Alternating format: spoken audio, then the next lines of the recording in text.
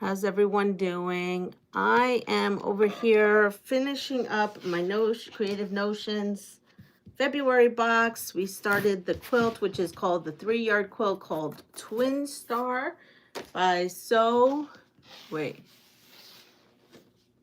Can She.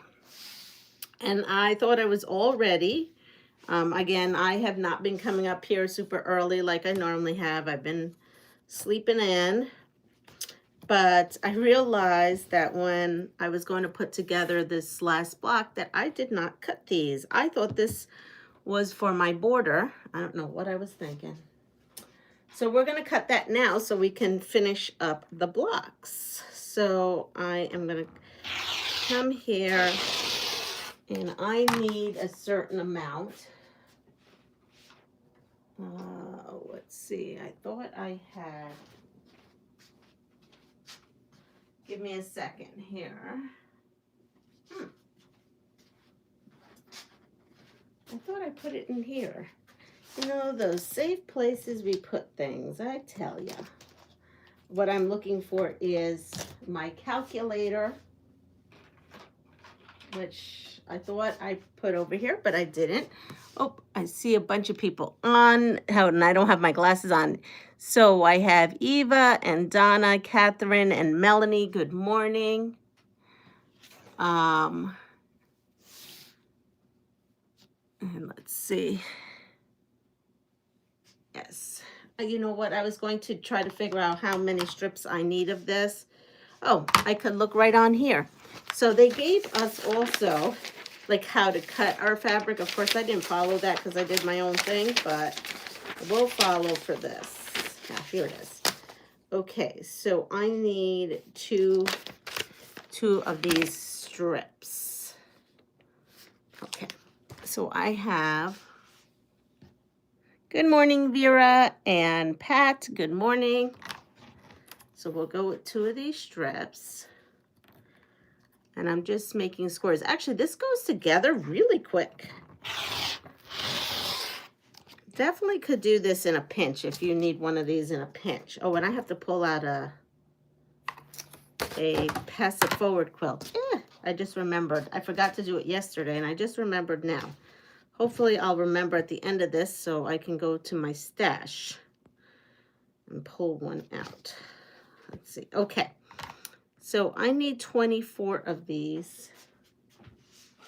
And we're going to go ahead. And you know what? I'm going to get the right size. Oh, that's the wrong size. Let's see. Here we go. I'm loving that I have put all my rulers in a different way. Because I used to have all the big ones and little ones together. And I would have to, you know, go through it all. And now I don't. I just come right...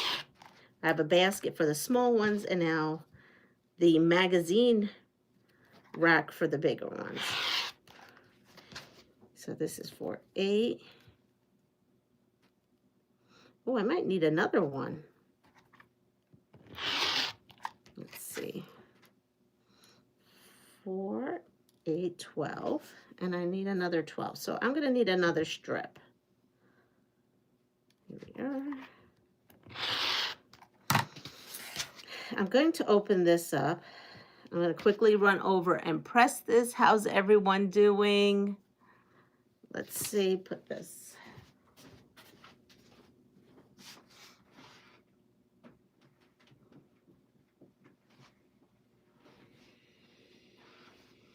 I don't know what I was missing on that. Hopefully I didn't cut these wrong. I'm pretty sure I didn't. Let's see.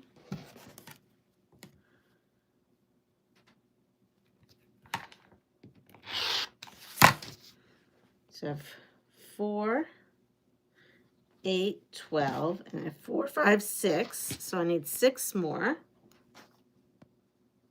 Hopefully I can, yeah, I can get it out of that. So we're gonna, and then we're gonna get right to sewing. I think I don't know, I'm feeling like I could finish this on this live. And I'm gonna show you the things I did, 1, 2, 3, 4,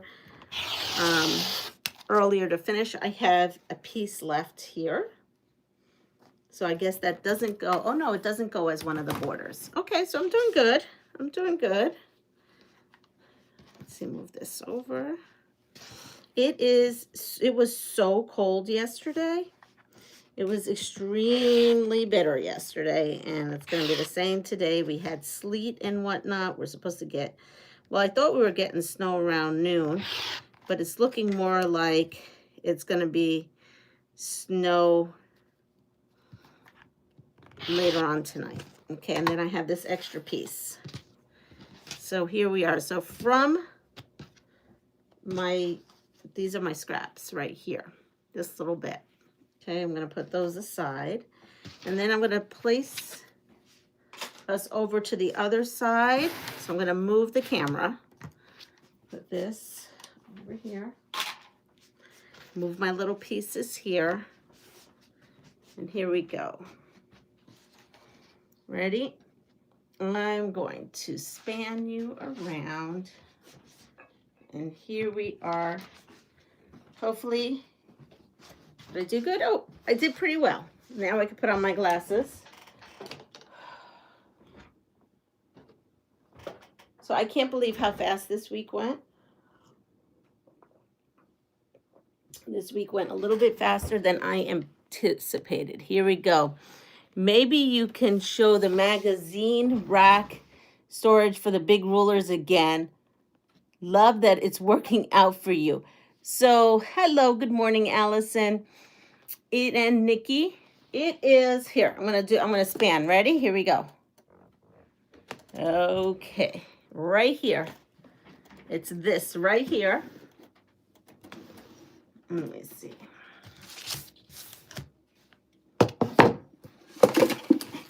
So it's just the regular magazine rack. It had a home goods like Marshall's, and I just have my big square rulers in there and just bigger-ish size rulers. And I didn't, you know, the lady who I went to the estate sale, that's how she had her rulers, and I tried it. Then I have one of these from Dollar Tree, and I have all my smaller ones in there. And then I have my bucket here that I put my scraps in. I'm moving this back. Good morning. Love your work. Thank you. So here we are. I have my pieces. Yesterday I had to trim these down, so I have them all trimmed down. I made sets. Remember? One strip set, and I said, oh, I was going to have a lot of this left over. I didn't. I forgot that I'm not cutting them at the same as this. So I did use one strip set of this. I did not piece everything individually like the pattern.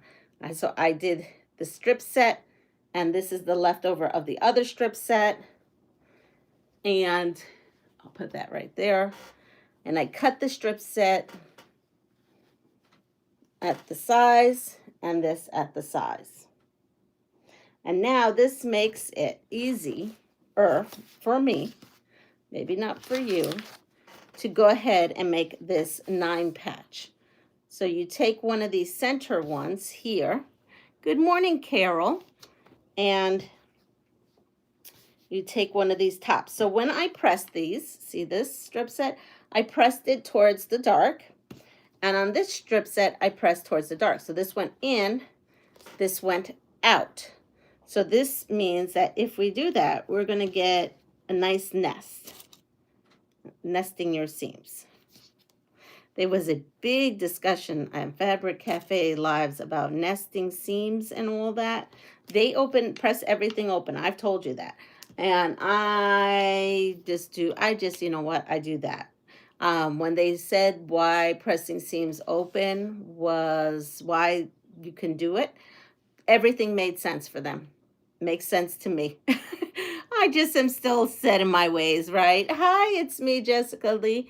So you can press this open. You don't have to, there's no pressing directions, but if you are not an open presser and you just like to press seams to one side, this lays flat. That's really preference. It really is preference. And they said that too. It's really preference. But I like to hear everybody's stuff. So, you know, when I said to you guys, I find a lot of antique quilts that have been pressed open, popped stitches. That's true, but like they said that because thread, and here, I just kind of pin at that. Because thread is different than it was back in the day, and people aren't, you know, sewing by hand, and they're right. Most of the tops I found are people sewing by hand. That's not a thing anymore. And I didn't kind of put those two things together. So since it's not a thing anymore, I guess it's not a thing. It's just a preference. So again, you press your seams how you'd like, but if you want to know how I did it, this is how I figured it out. And I love that at the end they said, nobody's taking your quilt apart once it's quilted, to say, oh, you press those seams open, or oh, you press that not towards the dark, but you pressed it towards the light. It's so true. If they're doing that, they don't deserve your quilt. Oh, I was chuckling at that. Hello, Lori, and good morning, Linda. So yeah, so Susan got her giveaway prize. She said it was a taped up mess. And so it, I guess, went through the ringer, but she got it. So I'm so excited. I'm so excited because that was really bothering me. That was taken, it should have not taken that long. So here we are. Pat, I did not get a thing from the post office saying that my package was there.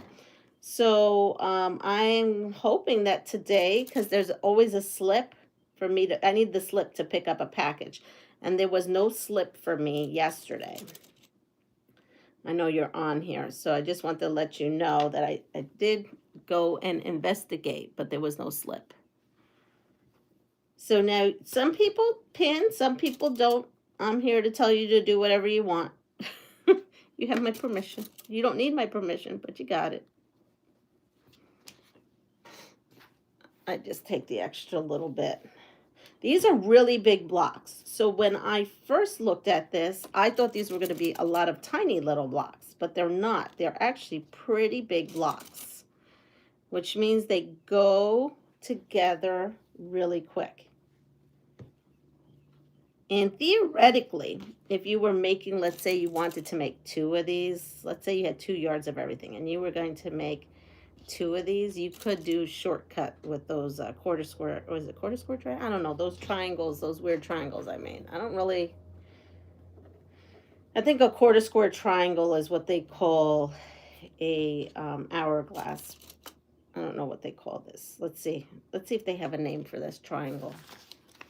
There's so many names, like snowball and stitch and flip. I mean, I wish we all had just one name for things. What are they calling these blocks? They're not calling them anything. These blocks. There is an easy way you could piece these, and a lot, I've done it before, but that's only when it doesn't matter what direction your fabric may be going. But if you were making 2 at a time, let's say because you were making stuff for charity, one quilt could have the stars spinning in one way and one could have the stars spinning another way. And then this would even go faster. All right, here we are. So now I'm going to go ahead and sew a 1/4 inch. So if you're new over here, and I'm chain sewing these all the way through. Good morning, Sherry. All right, let's see what we got today. Oh boy, here we go. Well, we're gonna have a couple more of these. Now this is interesting. So these are survival questions that it's called the ultimate survival, like trivia kind of thing. And they do have some very interesting questions and some very interesting answers. So here today, let's see. We have a lot of interesting things. Let's go with the first one. What to eat when you have morning sickness? What to eat when you have morning sickness? Ready? A, add ginger to your diet. Eat salted carrots. Eat salted crackers and stay away from fatty, spicy, and fried foods. Yeah, tell that to a pregnant lady. Stay away from fried foods. Okay. B, add garlic to your diet. Eat sugar cookies and stay away from ripe fruit. Or C, add cinnamon to your diet. Eat unleavened bread and stay away from meat and lactose.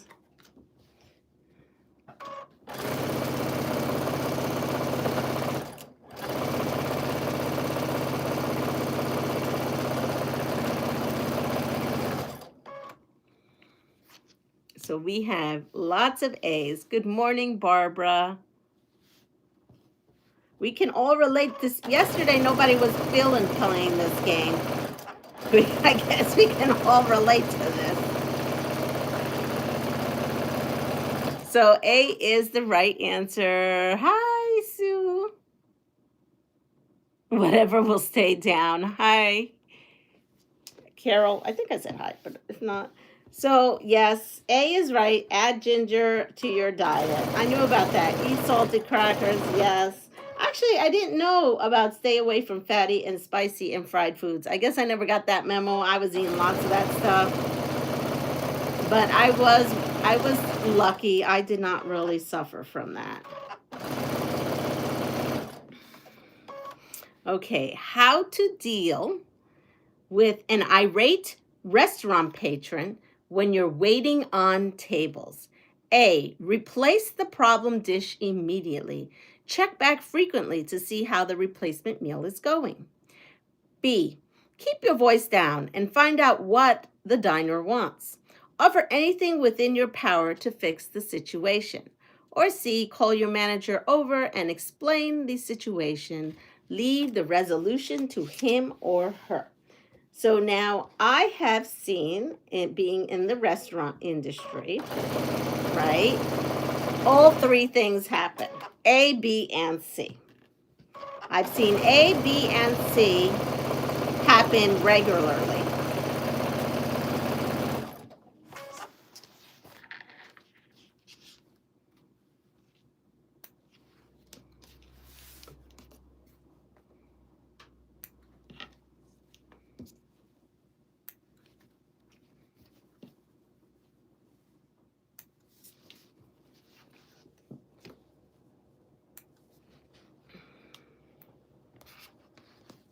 So Jessica is on, I'm going to go from Jessica's answer. So she has B.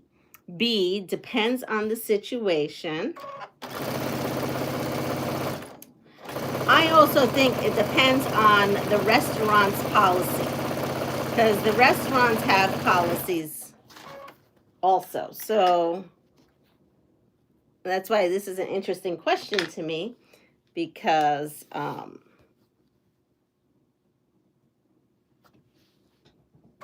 I've seen all three done.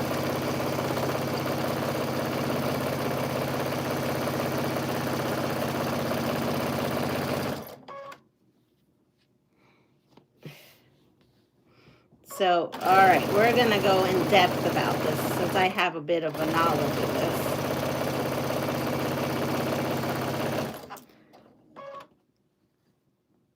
So if it was my restaurant and I was managing the front, or it was my restaurant, I just am involved, I will let you know, for me, why all three would be the right answer, and why you actually probably should do all three at one time. Oh, hi, Rita. I forgot. I am so glad Rita came on. I have my thing to share your video out. I just have to put that there in front of my face. A, B, and C, it's easy as 1, 2, and 3. Right, so I will tell you what I'll tell you what they say. They say B, keep your voice down and find out what the diner wants. offering anything within your powers to fix the situation. So I would say that's step one. They're saying that that's the answer. I would say that's step one. Let's see. If it's like dealing with an irate patient, seen it, done it, just depends. Yes.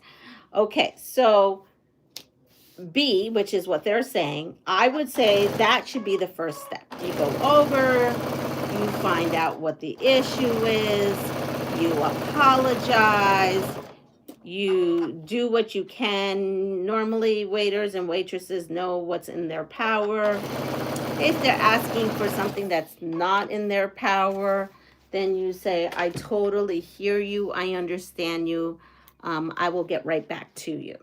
Normally they would come and talk to a manager if that's it, but normally that's not a thing. Normally it's very easy, right? Okay.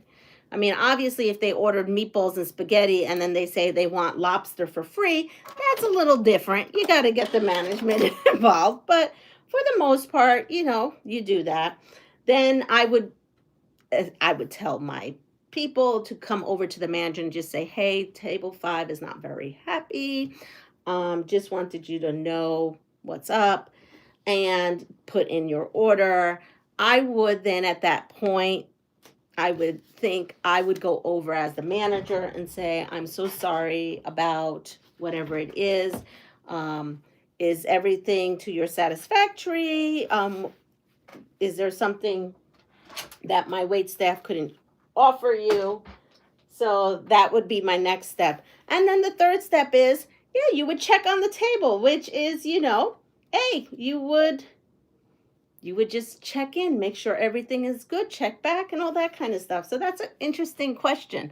But that's I would do B, C, and A, you know, together. All right, we did that.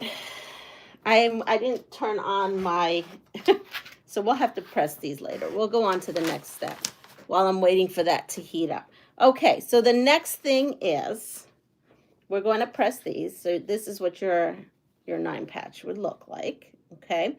And I am going to press these out. I'm going to press these out. But we got to wait for the iron to cool down. I mean, to cool down, to turn on. Not cool down, we want it to turn on. So here we go. We are now going to put together the other one. Let's see, here it is.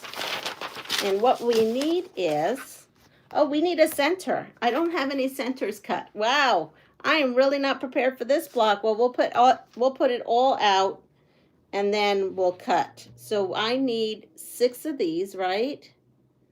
Let me see. It looks like there's 6. 1, 2, 3, 4, 5, 6. Yes. So we're going to count 6 of these.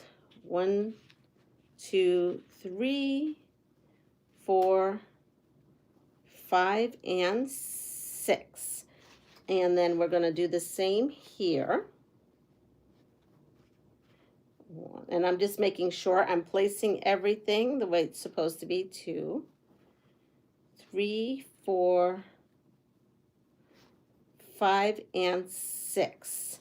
And so what we're looking at is where these big diagonals are going, because it will make a difference. 2, 3, 4, 5, and 6. And then these should be the last 6. 2, 3, 4, 5, and 6. Then we're going to put these in the corners. I guess I could have used a bigger design board. 2, 4, 6. Look at that. 6 and 6. So we're looking at, I wish I had a bigger design. Let's see if I can get this to go. See, we have that. The center is actually this color pink. So pink will come in here. I have to cut 6 of those while I gotta wait for that because I'm gonna press these. My iron is ready. All right, do we have anything else? Love those fabrics in the 9 patch. Yeah, it's really nice. Okay, how to tell a neighbor that their music is too loud. How to tell the neighbor that their music is too loud. A, call the police and let them handle it. B, get to know your neighbor. Then find a way to mention the noise in friendly conversation. Try to get other neighbors to mention it too. Or C, every time they play music loudly, turn your music up too. Eventually, they'll get the message. Not in Puerto Rico. That would be the battle of the stereos. It's like going to the beach in Puerto Rico. Everybody has their boombox, and one plays their music, the other one plays it louder. It becomes boombox wars at the beach. I can only imagine if you were doing that in your neighborhood. Again, in Puerto Rico. It would be it was funny too, because my honey was like, you've got that music on way too loud. I was like, honey, this is in Puerto Rico. This is, when I'm doing work outside of my house. I mean, I do the same here, but I have no neighbors here. In Puerto Rico, there's a little bit, the neighbors are a little closer, way closer than they are here, right? So I go, well, I'll see. I said, I don't know. Everybody plays their music like this, honey. I mean, don't you hear the cars just passing? But, so then the last time I was there, I had never heard music being played at his house. And he had the music going and he was blasting. He didn't even know we were there yet. So, yeah, it was good to know. We were in good spirits. I guess he never played his music louder because his music and our music sounded the same. So I think we just go with it. Whoever has the music on wins. I asked him if my music was too loud one day. And he's like, no. Oh, I have to laugh. Send all the dogs to join into the loud music. Guarantee they turn it down. Get to know the neighbor and ask if they can turn down it a bit, please. So here we are. We have the 9 patch. So I'm going to put that aside. So I really do think we can get this going. So I am going to, before I cut, because I don't feel like getting up, I'm going to sew this row and this row. Normally I would web things, but forget the webbing today. We're just going to sew. I'm in a sewing kind of mood. All right, so anybody has any other answers out there? A, the police. B, get to know your neighbors and kind of nonchalantly bring it up. Or C, just play your music louder.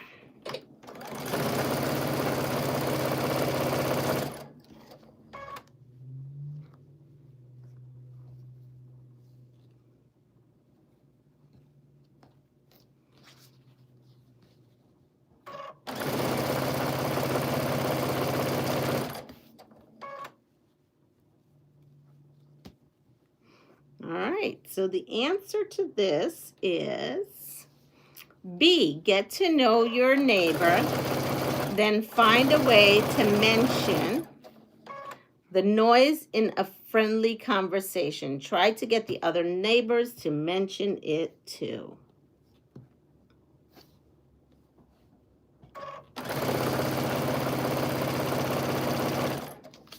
Here we go. How to respond when someone opens an office door in your face. How to respond when someone opens an office door in your face. A, wrap your shirt around your eyes to cover them up so they can rest. Have someone get you to the doctor's. B, drink some hot tea or even plain hot water and keep your head down while someone calls 911. Or C, put some cool tea bags on your eyes and try to take a nap.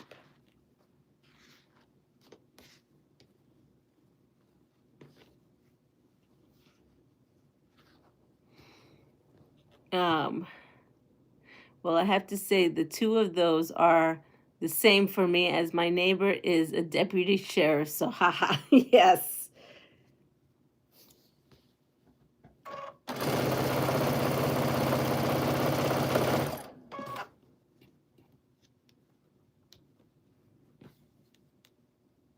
And this is really quick sew. Once you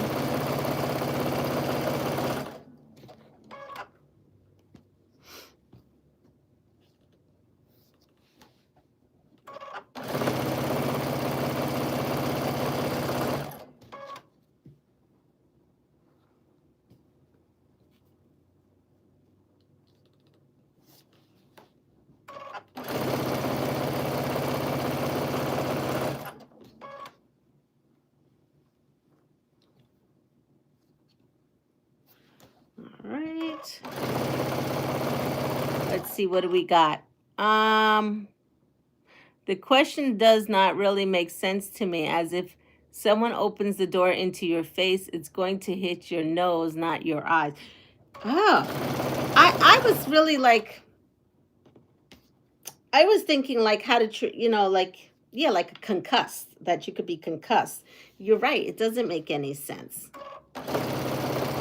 You may have a broken nose. Very true. Good point. Like I said, it's these are not something that I make up. They're interesting. So, you know, their right answer is A, wrap your shirt around your eyes, but you're totally right. Your eyes may not be damaged. It may be your nose. It may be your head. You may be concussed.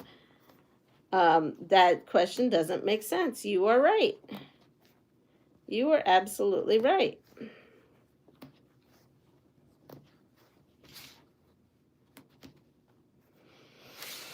All right, here we go.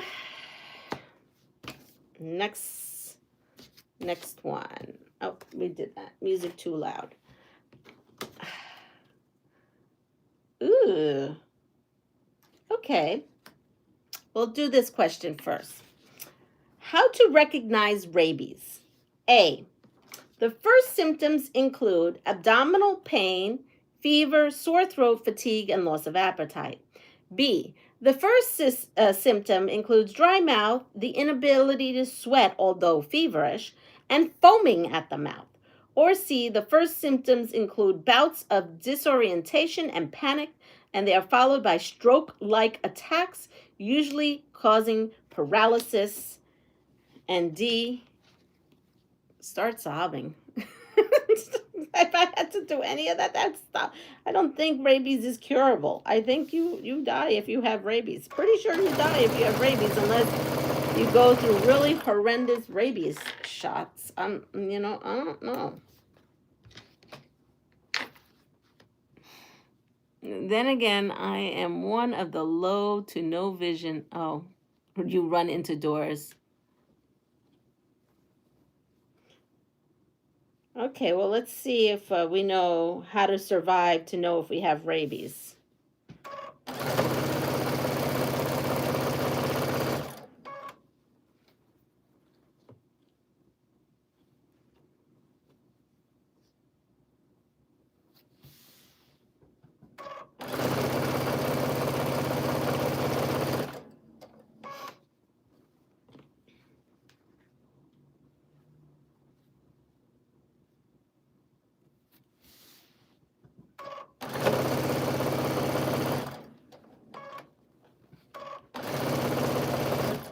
See.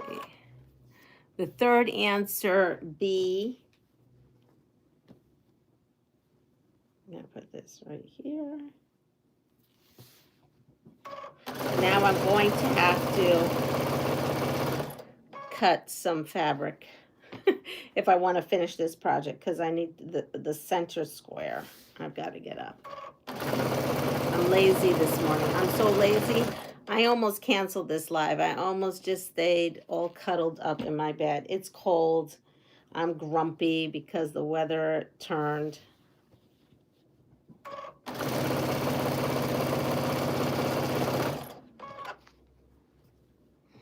The one that said something about hallucinations with flu symptoms.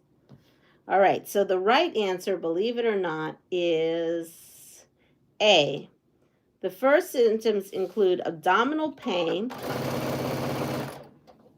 fever, sore throat, fatigue, and loss of appetite. All right, and here's the next thing. if we got through the whole rabies situation. And don't ask me why we're doing this, but I guess we're in a point that we need to survive. How to eat a lizard. How to eat a lizard. Who here on this chat knows how to eat a lizard? Though I will say my honey wants to try iguana tacos. I don't know why.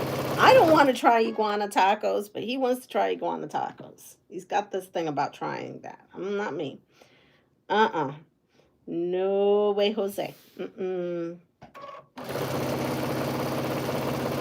Okay, let's see if we have people who know how to eat a lizard. This is going to be the upcoming question.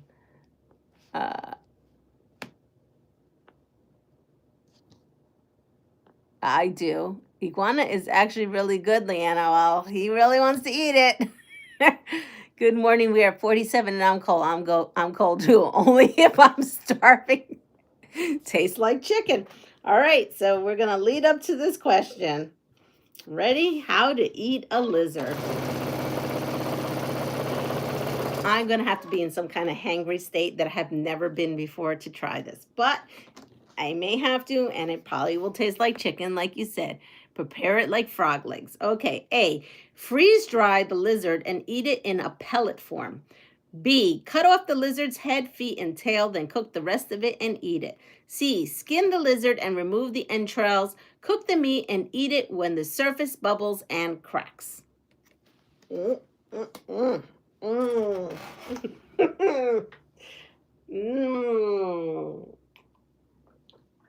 that said, I'm going to get my pink fabric and cut some blocks. Can't wait to see what everybody's got to say there on this matter.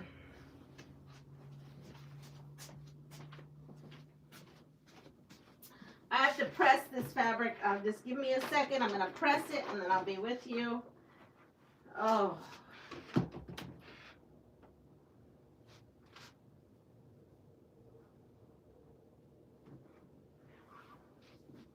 I'm coming right back.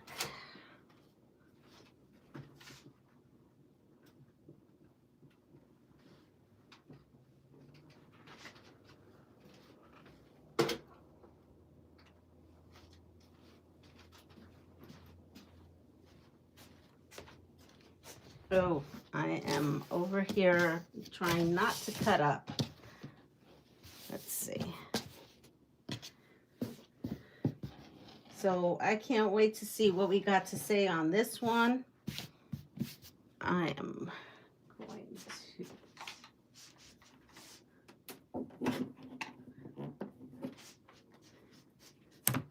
1, 2, 3, 4, 5. Okay, so we only need this much.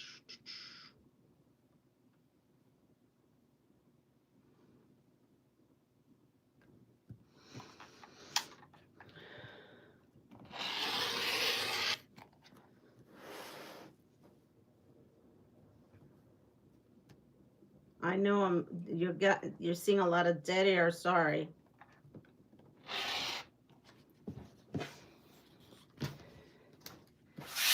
All right, I'm almost done.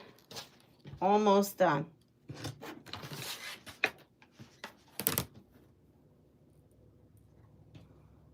Are you still talking about iguanas or are we on to something else? I can't believe I didn't prep this. I was so good this morning trying to make sure I had everything. Clearly, I was still asleep when I did that. All right, here we are. We have the 6 I need. We only need 6 of these, and we've got them cut. Here they are. Sorry. Okay, let's see. Maria's like, nope, not happening. We have a lot of C. No, does not taste like chicken. Oh, okay. Does not taste like chicken. What does it taste like? Fried, like a fish? Hi, Raven. She's saying D. Lizards have to be cooked with the fact that they do have salmonella. So you have to be careful and make sure they are thoroughly cooked. The texture is similar to those super big frog and toad legs. You never ate one of those either. I would try it if someone who knew what they were doing prepared it. I've eaten alligator and I love frog's legs. Okay. Alligator meat is very good. Oddest thing I've tried is armadillo. There is a restaurant here that deals with exotic meats. Okay, so the oddest thing I've ever eaten. Let's see. Let's go with that. What's the oddest thing you've ever eaten? The oddest thing I've ever eaten would be a snail, because I didn't know I was eating a snail. It was tucked into these little tiny baby potatoes, were hollowed out with the snail inside with garlic and covered in brie. And it was like a little hors d'oeuvre. And I was going to the Culinary Institute at that time. That's the strangest thing that I've ever eaten. I mean, I've eaten other things like venison and stuff like this, not knowing again. Everything I've eaten exotic are things I didn't know that I was eating. Because pretty much I'm just your regular boring kind of gal. Chicken, beef, pork, and fish. So that would be that for me.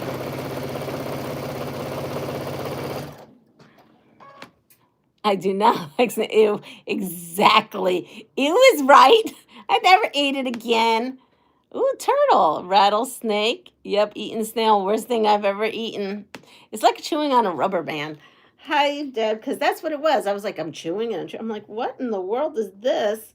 And I asked one of, like a student, another fellow student, and they're like, oh, that is blah, blah, blah, blah, some French thing. Yeah, not my favorite. I will say the potato and brie was pretty good, but I wouldn't have filled it with the snail in the center. Maybe some bacon would have been nice filled in the center.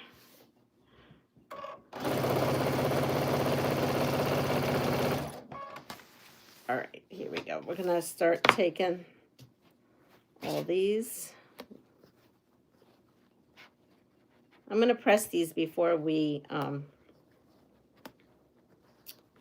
put them in the block. So I have 1, 2, 3, 4, 5, and then this should be 6. All right. Yep. So those are my tops. These should be my bottoms. Let's see. They have big rattlesnake rounds up here and serve rattlesnake, and no, it does not taste like chicken. I like beef tongue. I grew up with a family of hunters, so I've eaten a lot of game. Turtle is not one of my favorite either. You don't like any forms of escargot. I don't either. So there we go. So let's discuss how we're going to eat this lizard. For me, I mean, you all go wherever you want. Honey wants to eat lizard, so right, iguana is like a form of a lizard. 1, 2, 3, 4, 5, and 6. So you would skin the lizard and remove the entrails. I would hope so. Cook the meat and eat it when the surface bubbles and cracks. Bubbles and cracks. I don't know. I can't even wrap that around my brain right now. I want to eat an English muffin this morning. I'll pass on the lizard. I'll eat an English muffin this morning. Okay. Talking about bubbling and cracking. Here we go. How to treat diaper rash. How to treat diaper rash. A, remove the baby's diaper and let them air out until the rash disappears. B, wash and dry the affected area with paper towels, not wipes. Dust the diaper and rash area with cornstarch. Or C, rub a mixture of olive oil and Maalox on the affected area. This is hysterical. I'll tell you why after. We'll have to discuss this diaper rash thing. Okay? We'll have to discuss this diaper rash thing. Their answers are interesting today. I did not. Let's see. I am curious to see what people answer for this. Do I need to repeat that question? Everybody's got that question?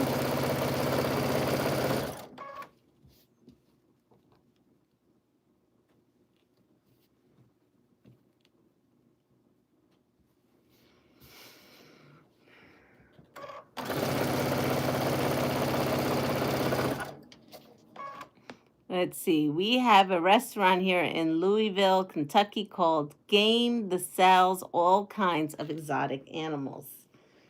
Wow. How to treat diaper rash. Come on. I'm dying to have a diaper rash discussion. And this works on others than babies, okay? This is just all around. It's just diaper rash. I don't know why the first thing said, I guess babies, because that's normally who gets diaper rash. But you can get diaper rash at any age.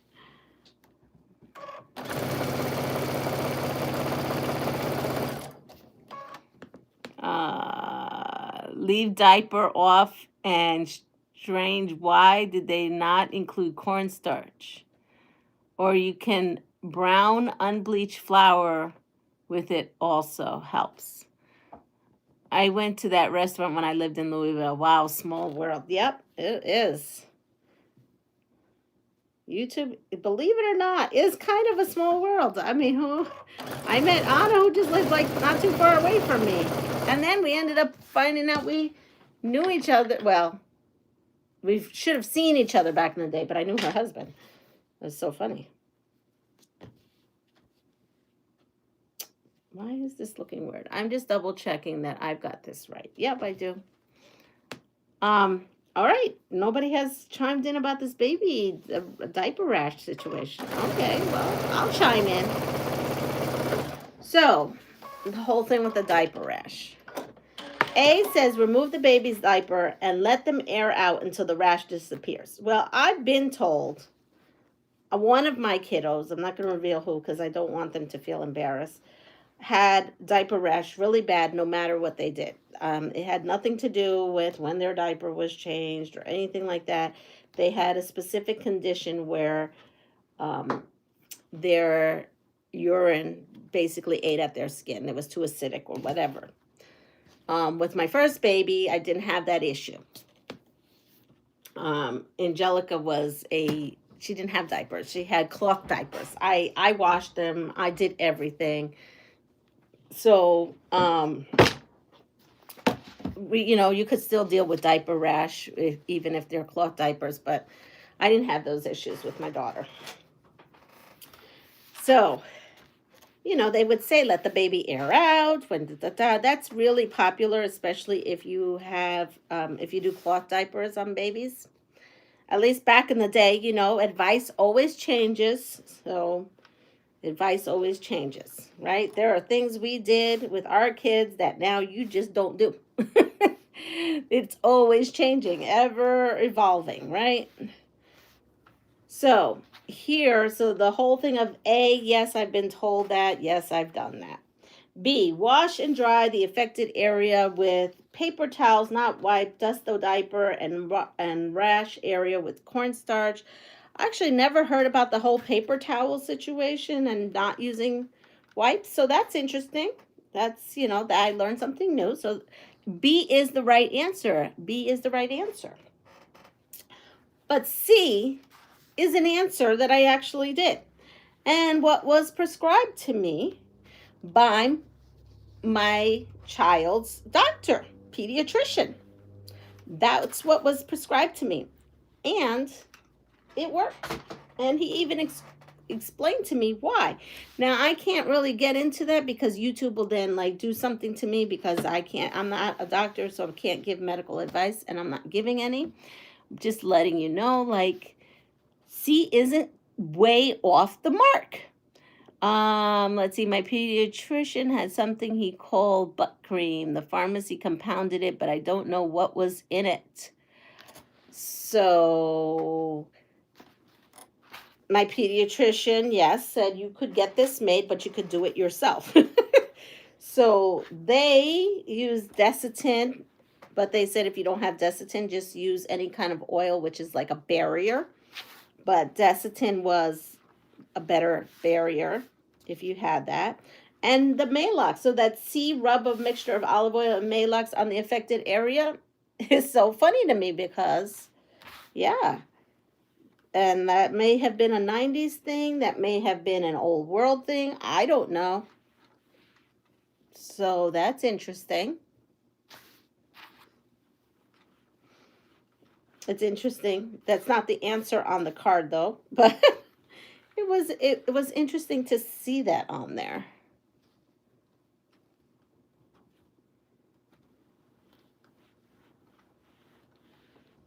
Let's see.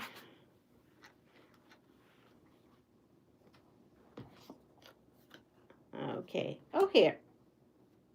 Okay, so at first when I read this, I was like, what? Olive oil and aloe vera also works. Just creates that barrier. Yes. So it was interesting because it was just funny to see it on the card.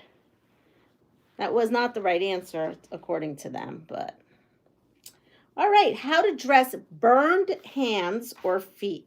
How to address burned hands or feet. All right, here we go. So I'm pressing the top and bottom out towards the solid blocks and the center in towards the solid block. This way everything should nest. All right, ready? Here we go. How to dress burned hands or feet. A, put gauze between the fingers or toes before you dress the wound. B, keep them elevated all times before they are dressed and as much as possible afterwards. Or C, cover each individual digit in a salve before dressing.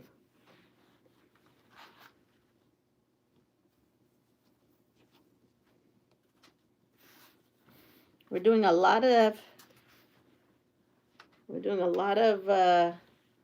fixing ourselves this morning on these survival cards.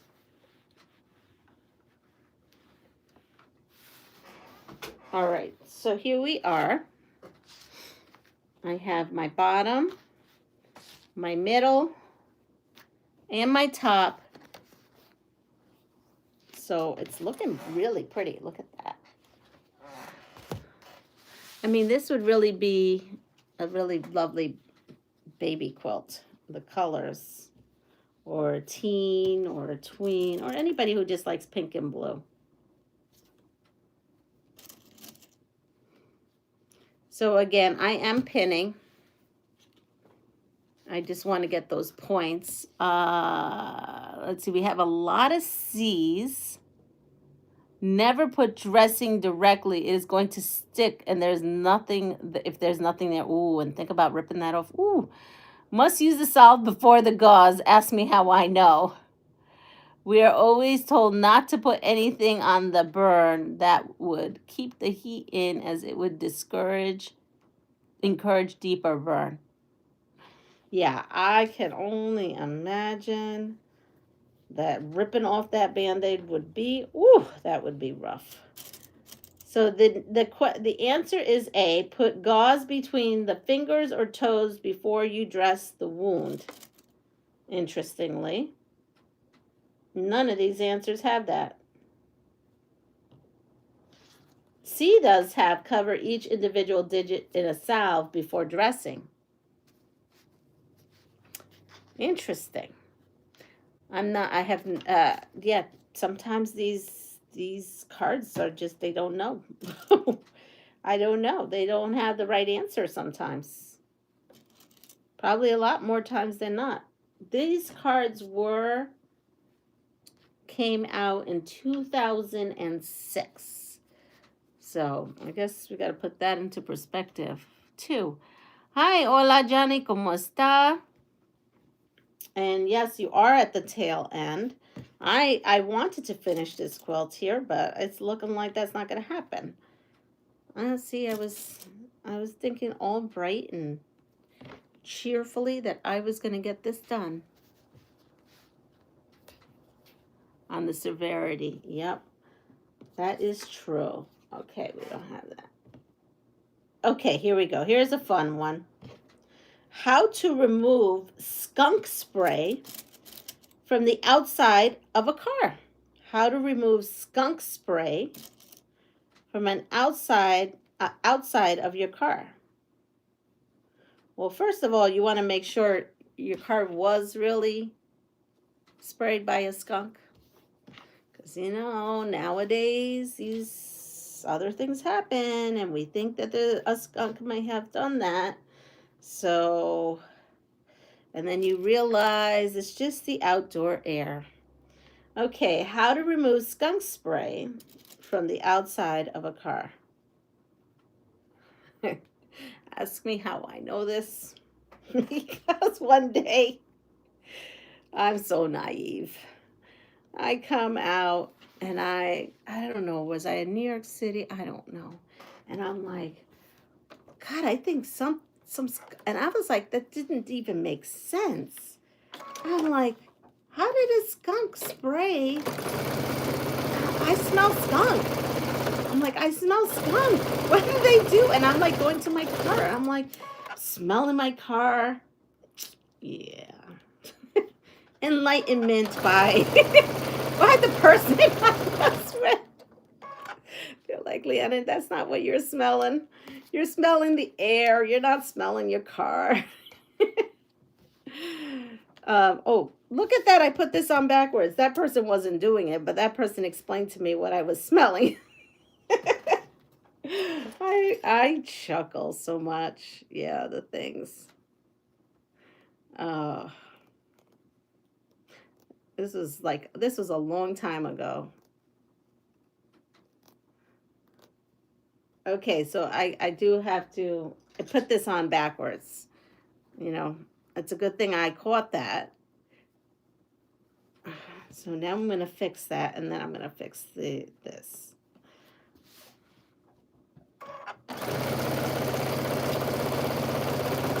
Okay, it says how to remove skunk spray from the outside of your car. So once you've realized that your car was really sprayed by a skunk, these are your choices. Ready?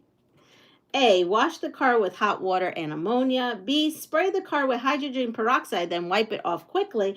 Or C, wash the car with hot water and vinegar. I thought tomato juice was a thing, but that's not a thing anymore. Let's see. Yeah, I was naive. What can I say? I didn't realize. I actually didn't know what it smelled like. Oh boy. Let's see. Tomato juice and bleach, peroxide, baking soda, dish soap so you don't damage the paint. What else do we have? Yes, that's why I prefer the country, not as much of that. And we have C's, lots of C's. So according to them, which I don't know, they're batting pretty wrong this morning. It says B, spray your car with hydrogen peroxide, then wipe it off quickly. Now, I know if hydrogen peroxide is like the new thing, I just don't know if that would damage your paint job on your car. I don't know.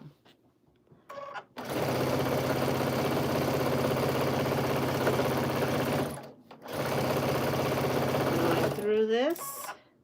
We're at least going to get this blocks done. We're going to have the 2 blocks at least set and done.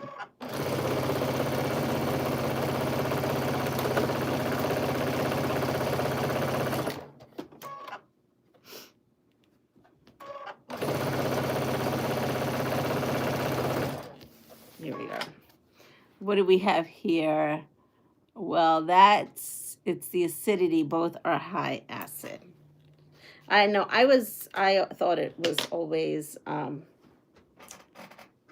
let me take this here. I always thought it was tomato juice. I only ever heard of tomato juice, but recently I've heard it's peroxide. So, all right, so here we are.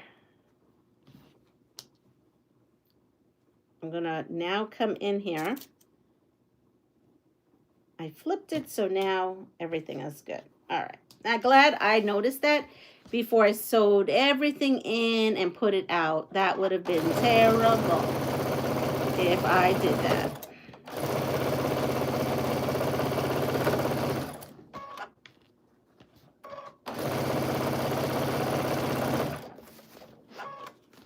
Here we go.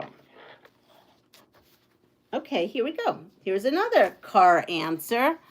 Or have someone else do it for you. Take it to the car wash and let them deal with it. Yeah, right? Oh. Here, how to get your car through an electric gate.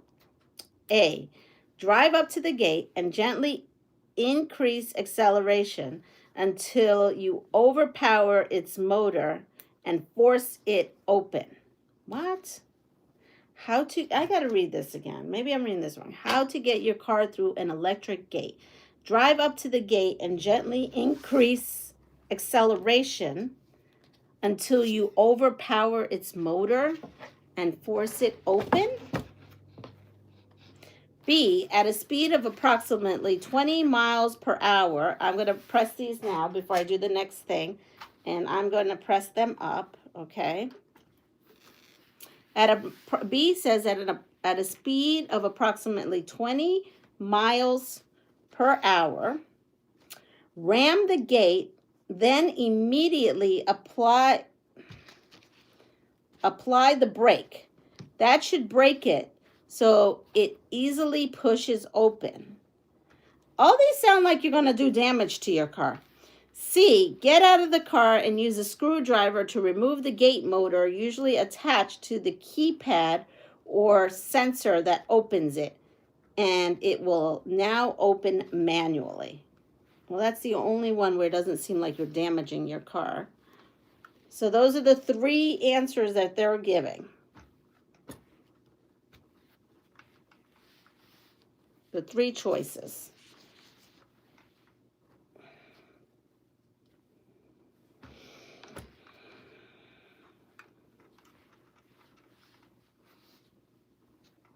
I can't visualize any of those choices. I really can't. Well, I guess I can visualize it, but they're not pretty visualizations. Okay, so now we have half of a block. We're getting there. And now I'm going to put this other one. So what do we see? Oh, good grief. So question is how to damage your vehicle and destroy electric gate. Yeah, it's crazy, right? I was thinking the same thing. I'm like, what? So the answer is surprising to me because I would think you would damage your car. It says A, drive up to the gate and gently increase acceleration until you overpower its motor and force it open. I can't see how that is true. I can't see how that really works. I'm sorry. I just can't. And then I can't see why you would destroy your gate and your car in the process. Because I hope you're not breaking into someone's home. I'm hoping that you're dealing with your own problem. Because at that point, I would get on the phone to a locksmith or whoever does gate entry situation. And there's got to be instructions on how to do it manually. And I feel like those would not be the instructions. I just feel like that would not be it.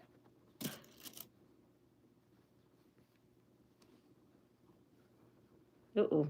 No wonder it felt thick. When I was pinning more than one block to this. Let's see. Exactly. A does work. Call an electrician. I guess I'd be afraid that I'd do something to my car. I don't think I have the cojones to do that at all. No, I don't think so. I don't think I'd have it in me. Nope. I don't even know if I could have said that word on here, actually, now that I'm thinking about it. Okay, so we got a lot going on today with survival. We have survived many things, many things. that I didn't know we would be in a predicament to do. Some of these things they're calling for, to me, just doesn't even sound right. So that's interesting. I think today these questions, well, the questions were pretty good. The answers, I don't know. They were questionable for me. What do you think? If I did that with my old truck, the gate would be destroyed. My truck is big and made of solid steel. Well, good for you. Yeah, because the stuff to that old truck is better than a new truck, right? It's like the sewing machines. Those sewing machines last forever. They might not have all the gizmos and gadgets that the new ones have, but they are strong. You know, when we had to replace our dryer, that was like, I can't tell you how many dryers I have replaced between the 90s and now. It really, I should never have owned these many dryers in my life. I want to say probably, let's see, Texas is one. We had 2 at this house. So 3 dryers in my lifetime. I've had, so between 1997 and I don't know, about during COVID. So 1997 to right before COVID, I had to purchase 3 dryers in my and that lifetime, in that span. And this time around, we bought a dryer that was in someone's that someone had in storage, and it was like from the 80s. We paid $50 for it. That sucker works. That sucker's still going strong. Knock on wood, let it keep going. I mean, the older stuff sometimes much better because they weren't for planned obsolescence like we are now. Let's see. We are assuring that the cards were created by experts. Oh yeah, I had a singer forever, 30 years, had to retire her though. No way I would want a new dryer. I'll stick with my old no frills dryer and washer. Same with the no way I'd want a vehicle newer than 1987. My daughter has 8 kids, so she goes through lots of washers and dryers. I wish I still had my old Ringer washer. I love that thing. No, I'm telling you. So now we do. Unfortunately, I had to buy a new washer for Puerto Rico. Haven't even used it. Bought the warranty because I know that they just don't even last the way they used to, because I couldn't find an old clunker. Because people repair them and repair them and repair them there. And it's only the new stuff that gets junked. So I looked on Marketplace for like an old model.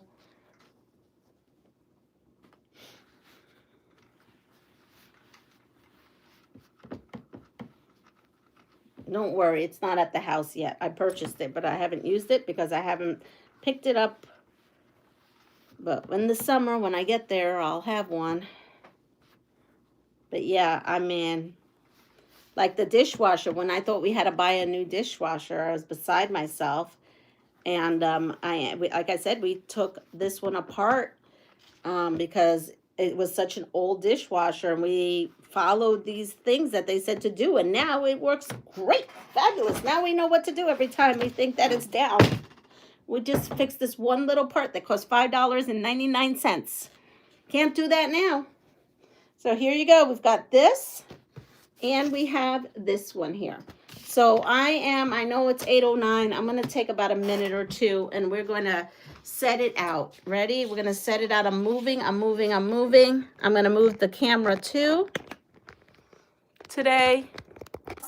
I'm sorry. Hi, Evelyn. Thank you for sending me a floating heart. I hope everybody sees me because I did something and then my thing went out. So here we are. We have this. Look at this. This is how much you know that I have not been sewing.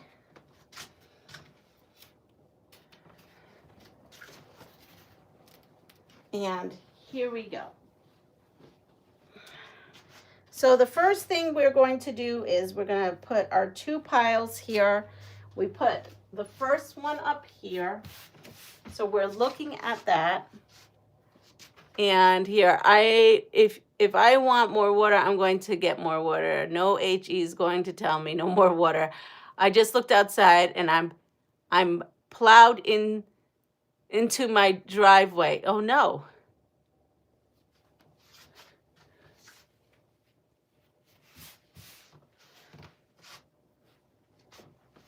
So we're doing 3 across. It looks like 3 across and 4 down. And then these get borders. It gets a blue border and a pink border. I've not cut those borders because I'm just going to maximize whatever the total is that I have left of fabric. I'm going to divide it in the amount that I need and pray for the best, because I don't want to have any leftovers. I'm going to have a little bit of leftovers in this white. But here we are. Let's put this up because I'm going to want to see this up. And there it is. We have that. Now, according to this, for the borders, let me see. It's not even telling me, but that's okay. It should tell me here somewhere.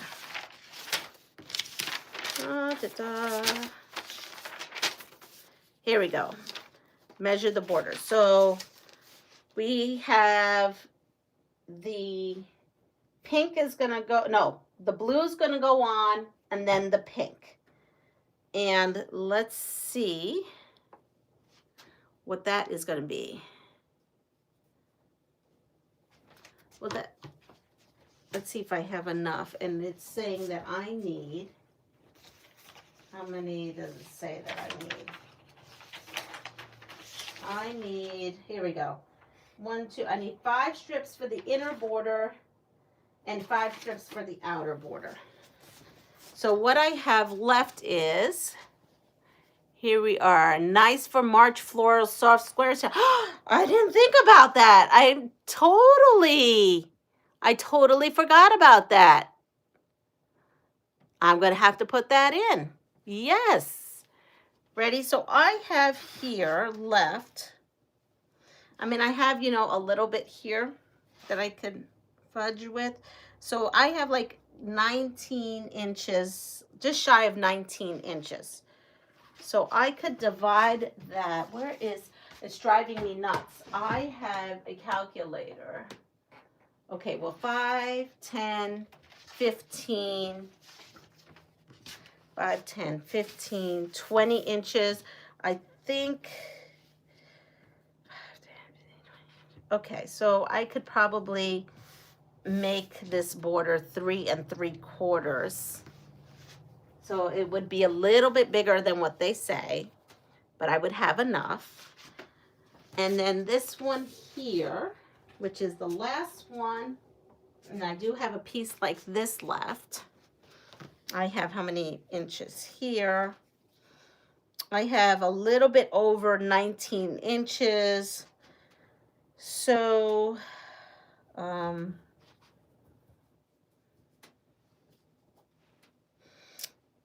that would only give me 3. So I'd have to figure it out. So it's looking like anywhere between 3 1/4 to 3 3/4. But I'd actually have to figure it out because you need the slots to go in right high. Yeah. So that's it. So this is going to come in here as, I'll have to figure it out. I mean, I could just use their totals. Probably their totals is probably using the most. So theirs is fatter than this. I'm just kind of giving you what it would look like. And you'll see it because I'll show it to you.